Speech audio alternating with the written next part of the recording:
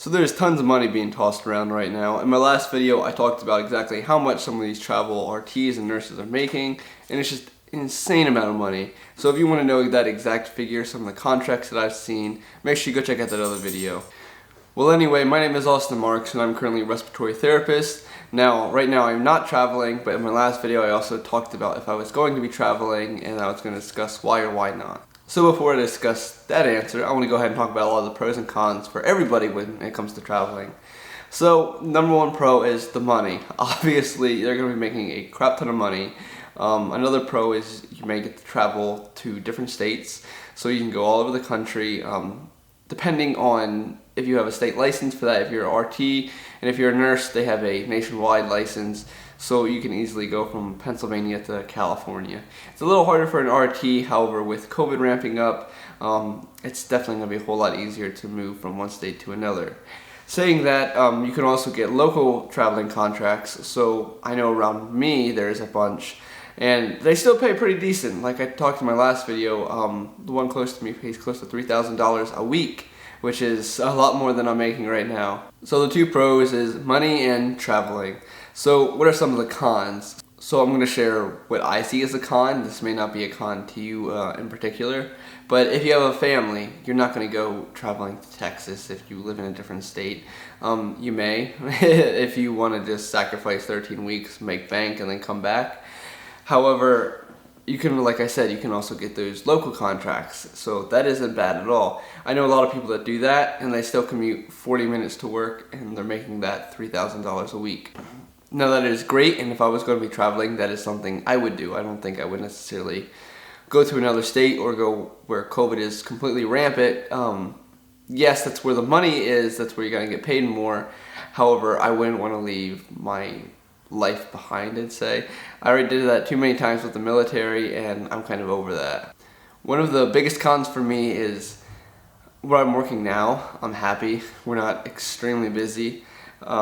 It's good. I like where I'm at. I just got a lead position on night shift, and I'm kind of taking that role. And if I leave to go traveling, I wouldn't be able to come back. So, like, yes, I'd leave on good terms, however, I wouldn't be able to get the schedule that I have, the position I have again, because right now I'm working 4/10s, Monday through Thursday, and I have every holiday and weekend off. So that's nice, and not every respiratory therapist or nurse can say that they have that.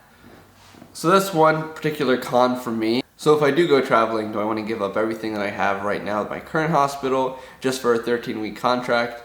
Now, I talked about how you can get a little bit involved in traveling and how the contracts work and all the other stuff in my last video as well. I don't want to basically reiterate that again. So if you're wondering how that works, just check out the other video. I can work a 13-week contract at a certain hospital. However, those 13-week contracts that are going to be local to me, which was what I would do, they're eventually going to run out. So I only have so many hospitals that are within my range of driving or that I'm willing to drive. And eventually they're not all going to be busy anymore. They're not all going to need travelers. So therefore, when everything is all said and done, where am I going to go? Also, like I said, I'm currently a lead, and my hospital where I work at now, the facility is basically building other hospitals around them. So there's one like 30 minutes away, they just built another one 20 or so minutes away. And a lot of the respiratory managers are actually getting moved around, so I'm hoping that I can eventually kind of move up in the slots and kind of get that manager position at one of these places, or even become a day shift lead if the day shift lead becomes the manager at one of these places. So once again, that's particular for me is I like where I'm at, I'm moving up where I'm working, so I don't want to give that up for 13 weeks because like I said, eventually those 13-week contracts are going to run out, and where am I going to go? I'm going to start back over at zero. So another issue with me is my wife is planning on getting pregnant in the near future, and I know that health insurance in general with some of these traveling companies is very expensive.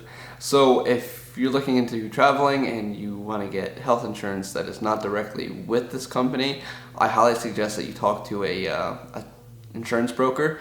So I did another video with a girl who was an RT, and then she became a basically an insurance broker. She found health insurance for different people. So that video is titled from Respiratory to a 1099, I believe. So it just talks about how she basically became her own boss and all that other good stuff. Great interview. I highly suggest check that out. And like I said, you want to get insurance by yourself, because a lot of times if you're traveling and you do a 13-week contract and you're like, yeah, I want to take 2 weeks off and then I'll pick up another contract. Sometimes some of these traveling companies will say, sorry, we're not going to cover you for those 2 weeks that you want off. Which sucks, because what if you get sick? What if you get in a car accident? What if something happens within those 2 weeks?